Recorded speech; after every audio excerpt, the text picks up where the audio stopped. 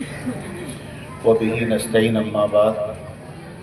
मोहतरम हाज़रीन,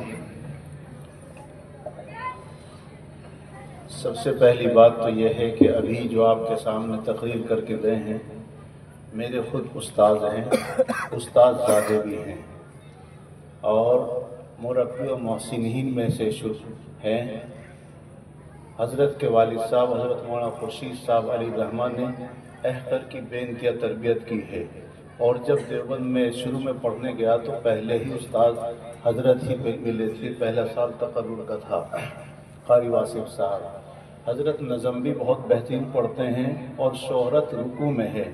तकरीर तो मैंने आज पहली दफ़ा सुनी हज़रत की, बाकी तदरीस में अल्लाह रब्बुल इज़्ज़त ने बहुत शोहरत दी है और आप ऐसे वाकिफ़ नहीं होंगे, ऐसे ज़रूर हो जाएंगे कि देवबंद में दो ख़ानदान बल्कि तीन ख़ानदान बहुत मशहूर हैं। एक तो कासमी ख़ानदान बेइंतहा मशहूर है बहैसियत देवबंद के, और दूसरे मदनी ख़ानदान मशहूर है, और तीसरे उस्मानी ख़ानदान मशहूर है। हज़रत उसी उस्मानी ख़ानदान से हैं। हज़रत के मुफ्ती तकी उस्मानी साहब जिस वक्त आलम इस्लाम के बहुत बड़े मुफ़क्किर, मुअल्लिम और उस्ताद कहलाते हैं। मुफ़क्किर वो हज़रत के चचा लगते हैं। और मुफ्ती शफ़ी साहब उस्मानी रहमतुल्लाह अलैह हज़रत के दादा लगते थे। बहरहाल एक ख़ानदान है बहुत बड़ा जिसके चश्म चिराग आपके सामने बैठे हुए थे।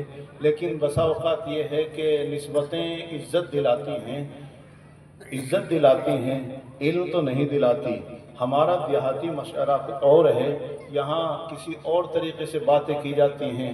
वो सीधी सच्ची दरसगाह वाली थोड़ी सी ऐसा कर देती है जैसे आप जैसे लुटे से पिटे से और बुझे बुझे से बैठे हुए हैं। और अगर मैं कहूँ कि 50-50 ग्राम आगे को सरक जाएं तो शायद वो सुस्ती दूर हो जाए। इंशाअल्लाह सिर्फ 50-50 ग्राम की बात की।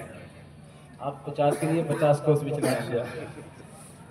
और वक्त असल बात ये हो गई मेरे साथ भी कि मैंने जलसा इत्तेफाकन कोई और कबूल कर रखा था। मुफ्ती साहब से बात हुई थी, मुफ्ती इमरान साहब से, तो मैंने कहा था मैं ज़रूर आ जाऊंगा उसमें, लेकिन फिर भूल गया क्योंकि मैंने अपनी डायरी में लिखा नहीं था।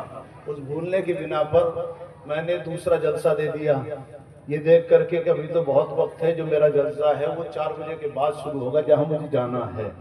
तो उन्होंने 4 बजे का वादा किया था, 4 यहीं बज रहे हैं।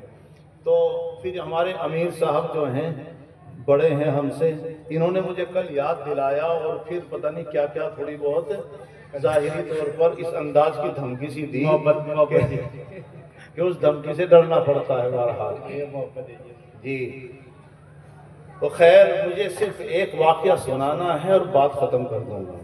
हो सके कभी सुनाया होगा, लेकिन बहरहाल सुनते